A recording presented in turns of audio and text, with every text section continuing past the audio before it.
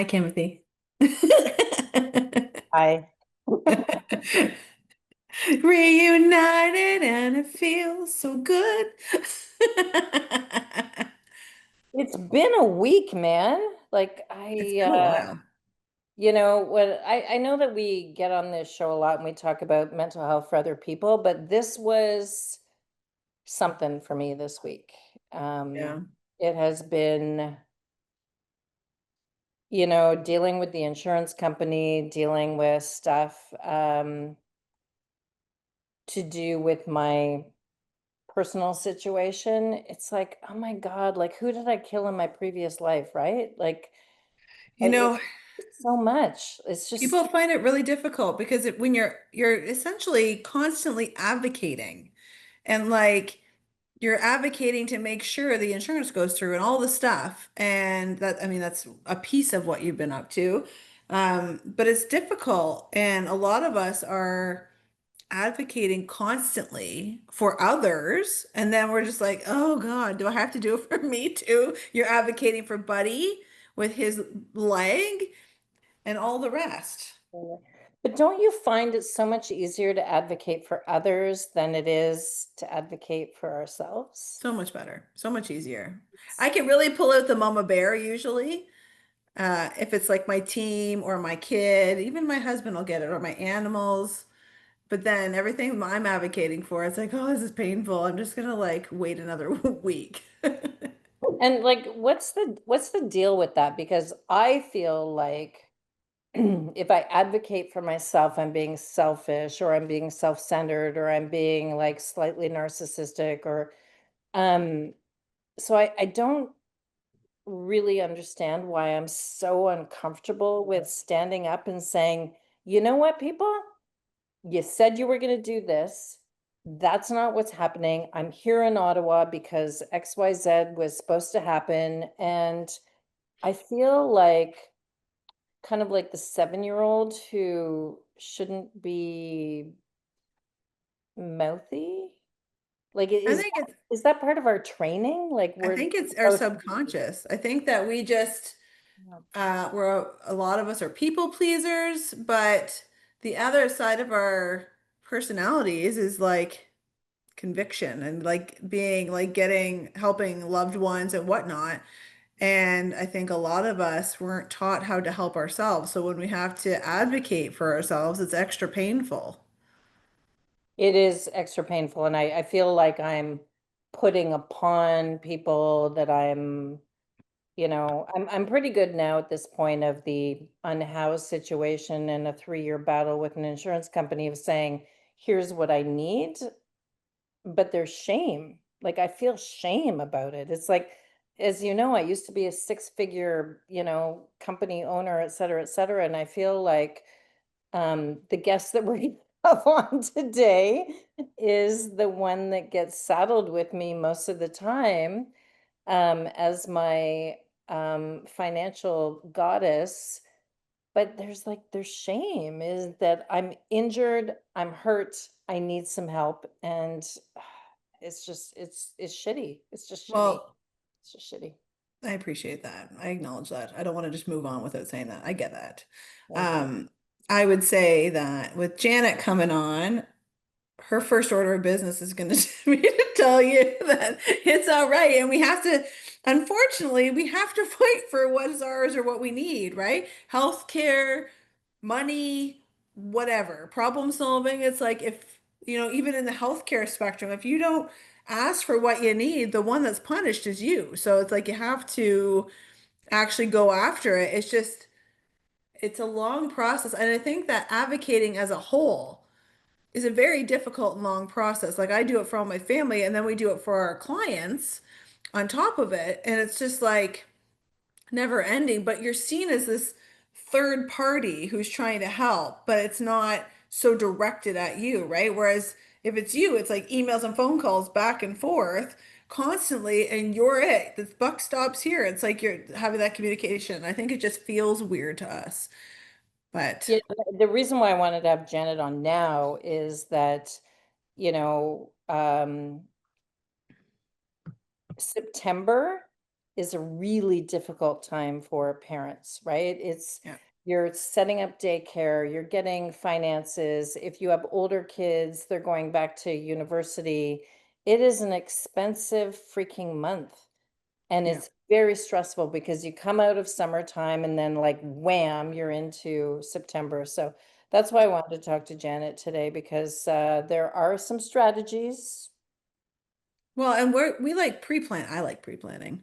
I like I to like plan. telling people to pre-plan. So Yeah, everybody that's listening should I know. pre-plan. But I think also like having Janet on again today is helpful, because it's just like this episode's just going to air just before September. So maybe we can get a little bit of pre-planning in and have a little bit of, a head start. Maybe that's something we'll focus on. You ready? You want to bring her in? I'm ready. All right. Come on in, Janet.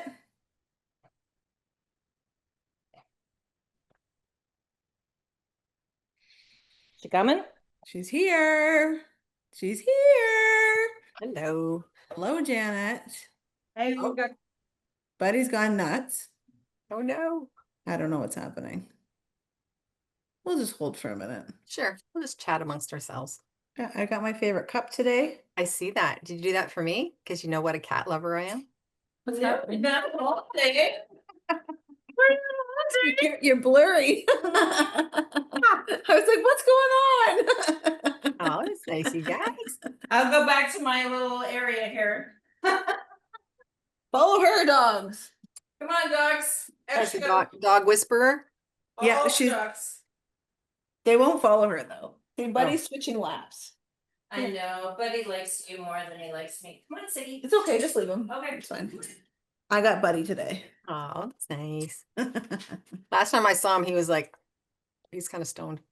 Yeah, he's pretty good. He's a little hop along. Him and Sigmund are sharing wound stories because both of Yes, them got their exactly. legs done. Yeah. Well, because your husband, oh my gosh, look at like Ruby Tuesday here. Your husband was taking care of him because I had to go do a meeting. So like we're all dog friendly people here. We're just like making do. Like, absolutely. Do what we have to do. We're here. Exactly. Good to All see right. you again, Janet. You too. We have a lot of questions for you today. Ooh, Yeah. bring him on. So we're officially welcoming you back, Janet, who is our advice-only financial advisor. Yep. So Timothy likes to say news you can use, and we're going to talk about all the stuff that nobody wants to talk about around finance, and kind of, I think we're going to touch on everything. But first, I need you to tell Timothy that she's worth advocating for herself, especially in Absolutely. financial matters. I mean, absolutely, we all are. And to your earlier point, if we don't, who will? And so, Right. we need to be our own super woman and just step up and do the job, because otherwise there's regrets later and maybe catastrophes later and hurt feelings. Like it's just, yeah, if we don't, who will? It just and I know this isn't scripted, it wasn't part of our show, but a lot of people do that with their spouse, right? I don't have a spouse. Thankfully, gratefully. But it is hard to say, you know what? I need a Janet in my life who will advocate for me because I don't know everything. Certainly I don't profess to know everything, but it's so great to find that friend or that professional in your life who is like, got this, got it. So thank you. You're my person. Oh, thank you. But I have to say, I wasn't your first person either, right? Was So- she cheating on you, Janet? And maybe there was a couple duds until you found your person. And Right. at least you kept trying, you were persevering and asking questions. And then finally we kind of just stumbled, I guess, kind of on each other.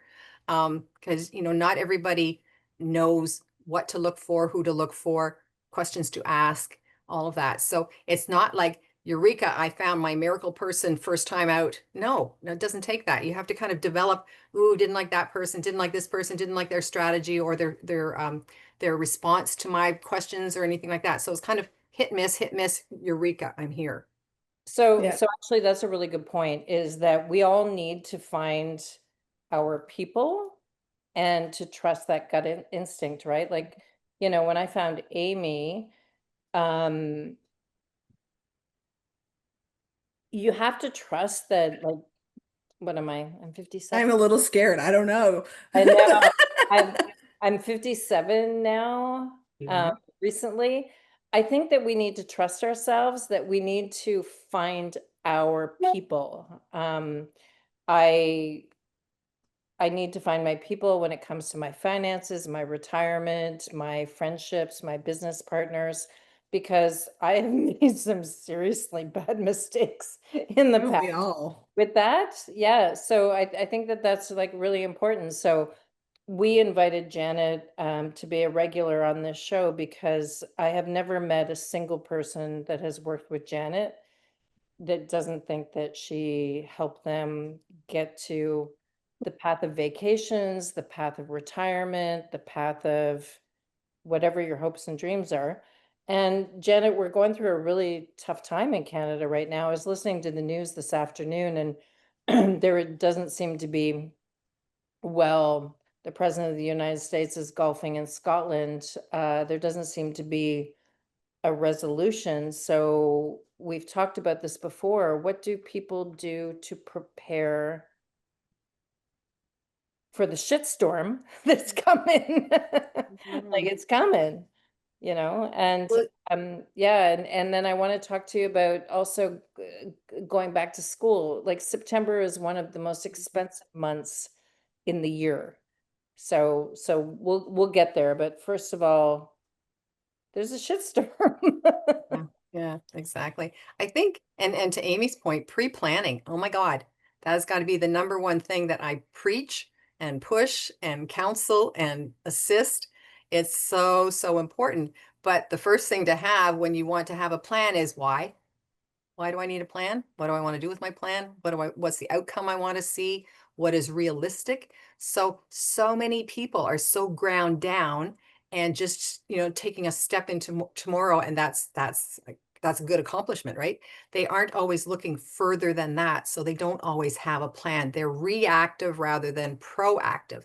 And proactive is the planning. So you try and find, here's my direction, and always ask why. Why do I want to go in that direction? What will it cost me? How long will it take? What's realistic? And then that helps you to kind of stay on track. Like, it's creating these guardrails, really. Like, I don't need this. I don't need this because I'm trying to stay ahead to get that. So it's kind of weeding off all the hangers on people and the stuff that's unfulfilling that you're maybe purchasing or extending and using your credit, all of that. But you need to have some clarity on what you want the result to be. And sometimes it's just simple, please, can I get to the next paycheck? Okay, well, what does that involve? Well, that involves you maybe spending a little bit less or trimming some of the expenses you have. So there's always something that people don't always actualize because they're not able to articulate what it is or to understand maybe the consequences of it, or the consequences of not doing it. So Amy, you and I have talked about this separately, but the lack of predictability, right? Like, we just don't know what's going to happen. How do you both feel about that? Well, I don't know. I feel so many things. Where do I start? Um, I I was I was brought up in an environment where I was always looking for predictability because of the environment that I was built in. So if anybody's gone through traumas and different things like that, that is how we are wired. And so getting to a point where there's no predictability, you're not sure what's going to happen, just kind of hoping and holding your breath or whatever, it's very uncomfortable. In general, I think that's where I want to go with it because that's just, it's like built into my DNA at this point. And I'm sure that there's lots of other people that fall into that bucket. But do you feel that without having a plan, you would have more unpredictability? Yes. Yeah, yeah. Mhm. So, I mean, for instance, I was doing an elder care session with a client the other day, and I was talking to her about making a plan, and she looked me dead in the face and she's like, "Do you have a plan?" And I was like, "Well, yes, I do." So, we plan for as much as we can plan for. There's definitely stuff that I still haven't planned for, that I haven't gotten around to, in general, because life is busy, and I'm not much different than other people. I put things off all the time. But I think that, the stuff very specifically that we planned, and we planned early, were our finances.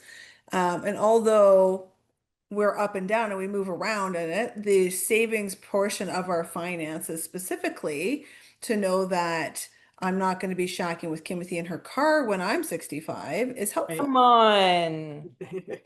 It'll be fun. We'll But be in that's Mexico. It'll be fun. It would be fun. But that's specifically also because I work in the elder care industry, and I know that retirement long term with care could be really expensive. So that's one of the big plans that, we have already working for us. And then we have like a bucket of other plans. Can I, I can I just jump in here, Janet, just for a yes, second, of because course. you know about this, is that last Sunday I was with Amy at her book signing at Indigo Chapters. And I'm going to do a shameless plug here for Breadcrumbs. It was amazing to me, the people that came by her table who had no plan.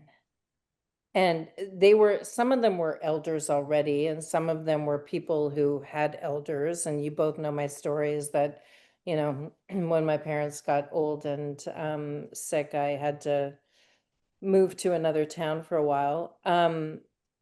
What do we need to do, Janet, to let people know you better get your duckies in a row? Mhm. I Like, think it's amazing to me. I think a lot of it is do by example, lead by example. So to Amy's point, ask people or let people ask you, do you have a plan? What are you planning on doing? Well, of course I have a plan. Here's how my life's going to unfold. But we can still only control what we can control or what we can know, right? So if you don't have that curiosity or that preparation, you know, gene, then you don't even know what to plan. So, but once you can control what you can control, then the rest of it doesn't seem so daunting, right? If I have to worry about this, but it was just on me to fix it, then now that it's fixed, I can maybe deal with the uncertainty of stuff that's over there that I have no control over, because at least I can control my universe as much as I can. I'm a big proponent of just picking away at it. And Mhm. the earlier that you can do any sort of planning, the Yeah. better, because it gives you, hopefully, a runway of time that if you're consistently picking away at stuff, it's not so overwhelming. Yeah. Yeah, start small, build, and keep, success. Ooh, that spurs me on to another success, or that spurs me on to information needed, expert needed, more conversation, more discovery, more planning. So it's still forward movement, right? And I think that's Mhm. sometimes that's scary in itself for a lot of people because they're just really comfortable in their zone of status quo. And I can kind of breathe here a little bit. So I'm just going to stay here because if I go over there, oh, it's going to be gut wrenching. It's going to be uncomfortable. And I really don't want that because I finally found a place that is status quo. So But to that's that sometimes point, different. Yeah. sorry, to that point, that's also how our nervous systems are built, Mhm. right? Like that's, unless you're really attuned to yourself or you've done some reading or whatever, like that, like keeping us in our safe zone is how our body wants to run, Mhm. right? Like it doesn't want to do a bunch of new things that are like could be dangerous or could be whatever. It wants to keep the status quo because that's what it knows and that's how it's operating. Mhm. And so it's hard because a lot of us in planning or trying to change things in our life, because planning sometimes means changing things. Planning in Yes. finance could mean that you need to find $100 more a month and you have to change something to get it, right? So it's like, you know, trying to get into that is difficult and you're essentially fighting uphill against your own nervous system who's like, I'm kind of cool here. I don't want to do anything. And Mhm. then the fight itself against yourself is exhausting. And so if people don't understand that, then they may think, oh, I can't, willpower or I can't get going or whatever. But it's really, you're basically just fighting yourself all the time. I agree. I agree. I think a lot of it comes from certainly self-confidence, lack of knowledge. We don't teach this stuff in school. We don't Yeah. speak openly about it. You know, like there's probably, you know, in spite of my industry, the financial industry, you know, speaking about it, we're sometimes not making inroads because we're already a little bit preaching to the converted often. Like when they Yeah. come to an investment advisor, they're already prepared to let go of some of their money to be invested. Often I get the people that are, you know, a financial planner, we're talking about trying to corral all this stuff into some kind of order. It's almost like we're decluttering. And it's that first big step, but it's also it's acknowledging that, you know, to your thing about, you know, how can we look after ourselves if we're trying to look after everyone else, that if we acknowledging if we don't look after ourselves, then how can we possibly look after others? Because lead by example, but also if I go bankrupt, if I lose my credit rating, that's going to have downhill consequences that I really don't want. So can we kind of start with yourself to then prevent all that fallout to others that we're trying to care for? Hmm. So I'm going to ask, but I am going to share with you, Janet, because you are the person that oversees my finances. I got this at Amy's book signing, and it still has, do you see the for sale button? I see it's on sale. I don't see how much it is. It was $9, and Oh, no way. it was ordinarily $19, and I was so excited when I said to Amy, I was like, "Oh my God, I found this water bottle." Because, and I use that as an example that as somebody that was previously a six-figure earner before the car accident, um, do you find that there are some people who are just in denial that they're going to get old, that they're going to be, how old's your mom? Like your mom is like a sexy pants. So like how old is she? 94. Right? Oh. And if you have to plan to be 94, um, do you find that like we just all don't think we're going to die? Or like, because it just seems to me that there are a whole bunch of people I know who don't really have a plan. Mhm. Other than their $9 water bottle. The lady I was speaking with the other day literally told me she was never going to die. Oh, And I was Well, like, that's statistically not I possible. don't know how to answer this. yeah. You're gonna. We call those our ostriches. But maybe that's Yes. where like emotion and finance meet, is that it's a very difficult conversation, is that we're all going to die. I'm pretty sure that's a fact. We're all gonna die, but we don't want to talk about it. We just Yeah. like, and then what happens if you're 95 and you Mhm. haven't made a plan for that? Well, a lot of personal finance anyway is about behavioral management. So I'm not trying to always, I mean, I don't do investments, I don't do any of that stuff, but I do talk to people about, well, how did you get here? What led up to this? What lessons did you maybe learn from, yes, what lessons did you learn from your parents, from your family, from your environment? So how did you get here and why do you want to make the changes? Because if we don't have a buy-in to change, it's really hard to change. People stay in denial because again, So that's their status quo position, right? where do we get the buy-in? Because I met you at a very young age, so I was very fortunate. A family member introduced me to you at a very young age, and I was having a daughter. But how do we find the people that can help us realize that, yes, you're going to die. You might want to pay for your children to go to university. You might want to buy a house. You might want to, like, how do we do that? Because it seems frightening to show people our vulnerabilities. And I will say, I didn't want to, in the early days, Janet, I didn't want to tell you that I wasn't saving, say, $200 a week, because I was just trying to freaking get by. It's I think scary. It's it is. And many people are like that because they're totally scared of judgment because money's very judgy. And you know, money's very status oriented and very success oriented. So I mean, if I don't have money, then I must be a failure or I'm not able to provide for my family the way that I should by society standards or something. So very judgy. So you have to get past that. How do you get past that? I think again, What is it that you strongly want to achieve? And sometimes the easiest way to do that is sometimes to realize what I don't want or need to achieve. So just kind of start throwing things out. Like I'm going through my tickle trunk, right? And I'm just tossing stuff out and saying, okay, I'm tossing out things like, okay, well, I don't ever want to own a cottage. So let's just let that go. I don't need to drive a sports car. Let's just let that go. So once you start kind of tossing out those things, you can kind of pare down to, it's important for my kids to go to university. It's important that I have a good retirement so my kids maybe don't have to look after me. Then you can kind of fine tune that. And again, it's a process. It totally takes time. And what you need is to, have the resources to do that. In order to have the resources, you have to know, where your money's going currently. How much money do you, not how much money you make, how much money do you keep after you pay your taxes, after you file your CPP or your, whatever all that looks like.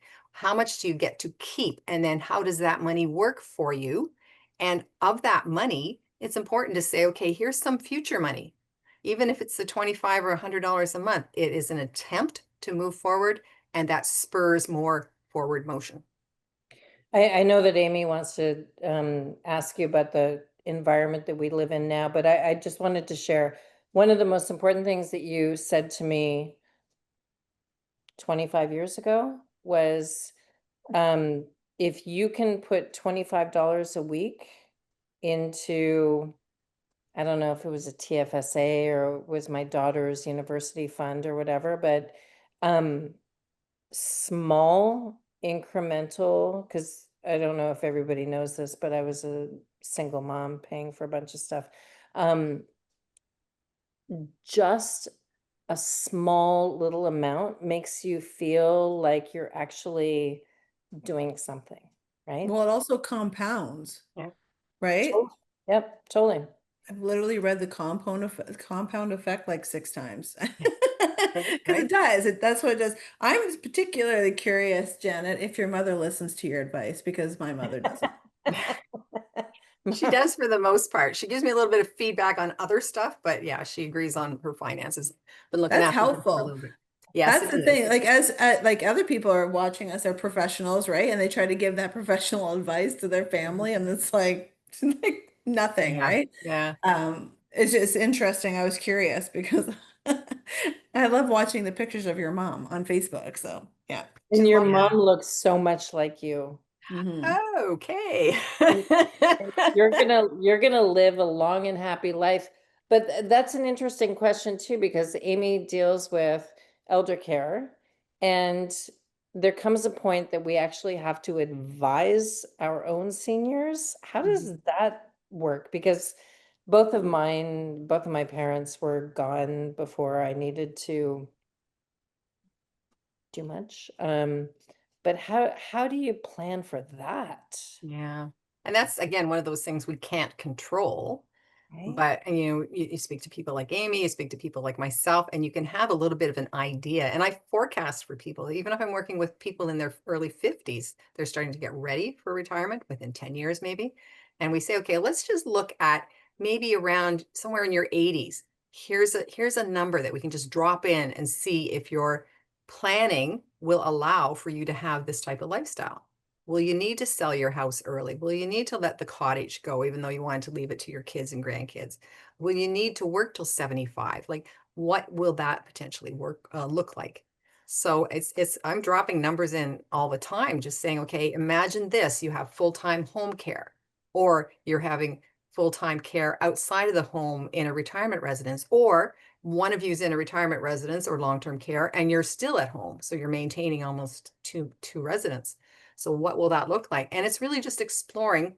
I can't control this, but it's helpful for me to have knowledge on that subject or that projection, because it could be me. Statistics may be small. Not everybody needs those services, but so many do. What if it's you and you haven't planned for it and you've blown all your money on taking all those around the world cruises in your 60s, and now you're in your 80s and you need help? So it's again, be farsighted enough to have some consideration around it, but not dramatic enough that it's going to scare the bejesus out of you. I'm always interested and surprised that a lot of people I mean, we were talking about, kind of sticking up for ourselves at the first of this, but there's a lot of people that don't take responsibility over themselves. And so a lot of the conversations I have with people is like, oh, my kids will take care of it or whatnot. And it's like, you are of sound mind. You have made it to this age. Mhm. And like, for what I'm doing, I'm telling you kind of cost wise what housing and home care and things like that is going to cost you. But a lot of people still put their head in the sand and they just like assume shit'll figure itself out. And it's shocking to me every single time I hear it, which it shouldn't be because I've heard it for 20 years. But it's really surprising that people would rather deal with and land in a crisis of care, of finance, of whatever, and count on maybe their children or whatnot. And so there's a whole grouping of people that are being burdened with this extra cost and the extra caregiving and all that stuff because their loved one just decided to stop caring for themselves, which does include finance. Mhm. Yeah. It's And shocking. actually, Amy, before Janet answers, I'm one of those people. If you Shocking me. if you and again, I live in my car and I travel full time, but if you came out of the office where I just hugged you and you said, how much do you think it's going to cost to maintain you in your old age? Oh, I'm going to try that later. I have no idea. We'll do a behind the Literally scenes have no footage. idea. I'm thinking like maybe $3,000 a month based on what I learned from my parents. I Not even have close. zero idea. And as you know, I want to be cared for in a manner that I find, That's right. Well, you know what? Sorry, I have no before idea. Janet comes in again, Yeah, but you know yeah. what's interesting is that um, I almost lost my thought. I'm glad I got it. I've been to a number of financial planners and financial folks throughout my years in elder care, and I had to convince them that I needed more money. Like it was really interesting that because like retirement living, home care, elder care, I call it Gen Pop, to the general populations is this new thing that like it's a new expense that nobody's really thinking about because they get there and then they have to deal with it in crisis. And now there's people like me in the area that are like, no, no, like this is coming. And so as we move that way, I'm hoping there'll be more knowledge. I mean, Janet and I put it out all the time, more knowledge around it, but it's really surprising that even some finance, not all, of course, but even some finance folks, like we're really, really lowballing it. They're like, well, you won't have a mortgage and you won't have this. I'm like, do you know that this is what retirement homes cost? Do you know this is what home care costs? Do you want, like, I have to pay that for two of us, like, because I'm doing shared finances, two of us, and I want to do this and this. And it's like, I'm always up in the budget. And at the end of the day, I've always told people like I would rather plan for to save more money and then when I croak, Eva can have it all. Like it doesn't matter to me. Then at least I know we're good and she's good. Do you think a lot of people, it just occurred to me Scary. when It's you were really speaking, scary. a lot of people, if they knew how much it would cost to raise a child, if they knew how much ultimately it would cost to buy the house, if like there's so many things that are just so unfathomable because maybe it's the first time they've done it. Yeah. It's maybe the first time in their family. I don't know that they would jump into these large financial commitments. And they probably spend more time, this is the thing we say in our industry, they probably spend more time planning for their family trip to Disney World than they do for planning for some of their financial events, which cost Yeah. 100%. tons more money, right? 100%. So, And I think that that's a little bit psychological, Janet, is that we don't want to think about when we die. Like, I do not want to be in an old age home strapped to a wheelchair. I've seen that with my dad, and that's not what I want. So I think that like the idea that like I'm just not gonna yeah, just yeah, that's But right. not gonna so think to about that point, it. and I'm I'm going to come not school you after this episode, but to gonna- that point, if you don't plan, it's still a plan. Yeah, but you're planning, but yeah, by planning not to plan, that is the plan. You're not putting in extra things to make sure you're safe. You're not taking extra steps to make sure you have the money to do stuff. You're not doing so like all the people that kind of ostrich like yourself, apparently, I'm shame on you. Just joking. But that's the thing. It's like they say, I'm going out feet first, and they don't do anything. They don't do anything, but it's really you're making a plan then. It's just not a good one. No, your plan is chaos. I'm leaving chaos. Thank you. You'll thank me later. But So, so so many this is the people. funny thing is because like Janet's in charge of my finances, is that I've just disclosed to her that I'm chaos. So like, Janet, we're gonna have to have a talk I later. think that she probably knew that already, but like 85 years old and sitting in a wheelchair in an old age facility is not part of my life plan. So I just, But you can still plan for that. That's the thing. But by ignoring it, all you're uh, planning for is eventual chaos. And the family that we make sure that I'm doing this, I'm doing all this, I'm working hard, I'm working long, I'm helping my family as much as I can, but you haven't done the final planning. Do you have a will? Do you have a power of attorney? Have you made arrangements for funerals? Have you thought about what it might cost if you have to go into a different residence?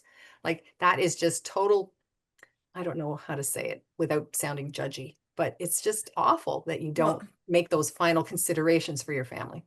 I really don't think that like we're both trying not to be judgy. We're just very matter of fact, I think. And it's because we feel for people in this predicament, and you and I are some of the people that dig them out of this predicament, and you're just wanting them to understand, right? So we're not trying to be judgy. We're just very transparent and matter of fact more than anything. But There you go. and to get back to quite honestly why I wanted to have this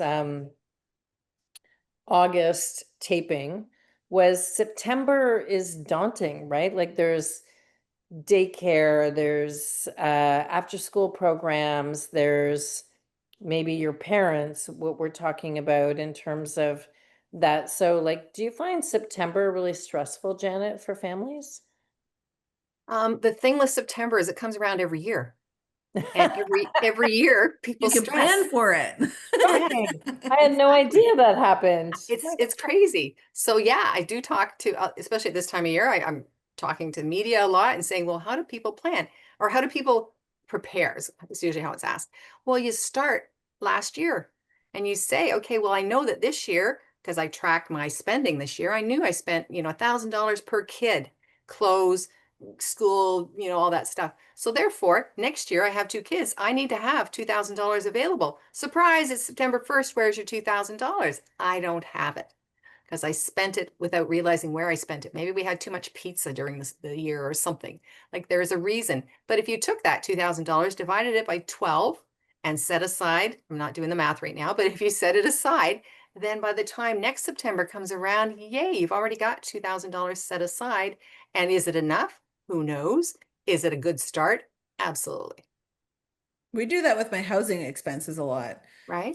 We break it down to anything that's reoccurring, and I break it down to a monthly amount, and then we put it into a little account. And the thing about it is that if you're doing that on multitudes of things, right? It's like 10 bucks here for that, 20 bucks, whatever it is, then that account starts to balloon a bit. And you have more freedom to move within it for discretionary income because Yeah. you're still saving it, but you don't need it all at the same time, right? And it depends. And sometimes you're just saving for something that needs to be done like a garage door or something like Mm, that, right? yeah, So yeah, yeah, absolutely. I enjoy that method. And with school stuff, I mean, you pretty much know, here's a list that, you usually get a list. All the kids need this. Well, do they? So, like, do they need this? Do they need it on the first day of school, or can I wait until the 15th when all this stuff goes on sale? Do they Yeah. need it, or can I use, the kid that went through grade 2 years ago? Can I use their stuff? Can I reuse? Can I ask the next door neighbor, hey, are you finished with that? So there's some things that are kind of non-negotiable. So kids don't care whether they have the top brand of pencil. Do they use pencils? But if they have that top brand, but ask them about their backpack and they will fight you forever to get their favorite cartoon character on their backpack. So that's the non-negotiable. Okay, I'll give you that, but we're buying these discounted pencils or calculators or whatever they use these days. So it's just very allow them to have some input into it. But no, the rest of it's going to be from the dollar store. Rest of it's going to be from, Value Village if we have to. So that stuff is non-branded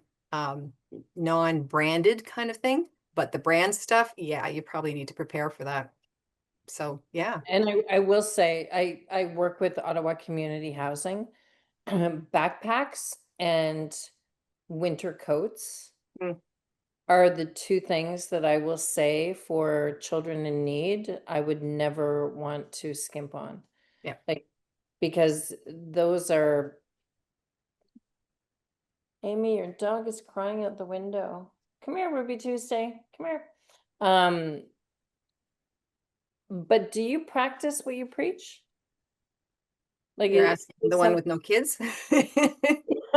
but you have a mom. Yes, You have a exactly. mom, but I know that I take your advice as if it was like, welded in gold or something like that. But is it is it easier for you to practice what you preach, or is it easier for you to tell other people what we should be doing? I posted a quote today that said, "I'm not bossy, I'm just helpful." Amy But says that to me every single see, fucking see, time. exactly. Yeah, right? I'm Yeah. helpful. Yeah. Yes, I mean, I do, it's easy. I mean, I've been an offerer of advice in all the jobs that I've had. So that does come probably easy to me. But yeah, I do follow a lot of this because it just makes good sense. And yeah, I want to share that gospel with people so that they can have the same good feelings around their money rather than the shame, the judgment, the self-doubt, all that stuff. How do people find you, Janet? Yeah, well, I mean, Google me. There I am. But at Money Coaches Canada is probably where you'll find most of the information. moneycoachescanada.ca. Well, we're gonna put you on this YouTube channel, and I don't know if it's relevant, but I will say I didn't expect to be hit by a car when I was 53 years old, and had it not been for you, I would not have had a plan as to how to survive that, because I'm 57 now and I'm still in an interesting conversation with the insurance company. And it's because of you Absolutely. that I'm still standing. So thank Thank you. you. It's much easier to plan before a crisis than in a crisis, Yes. regardless. Mm-hmm. Yeah, Regardless 'cause of what the Amy crisis doesn't want me living in her guest room. No, I don't. is. All Oh, right. Well, but Janet, what about this guy though? Like he'll like take Buddy me. can stay. Yeah, yeah. Thank you so much, Janet. We appreciate having you on again, My and you'll pleasure. come back soon. Anytime. For all those listening, please like, subscribe, and get notified on YouTube, or have a listen on a podcast platform. Until next time, we'll see you back on the Inner Shift. Amy, enjoy your trip, man. Get packing. It's gonna be awesome.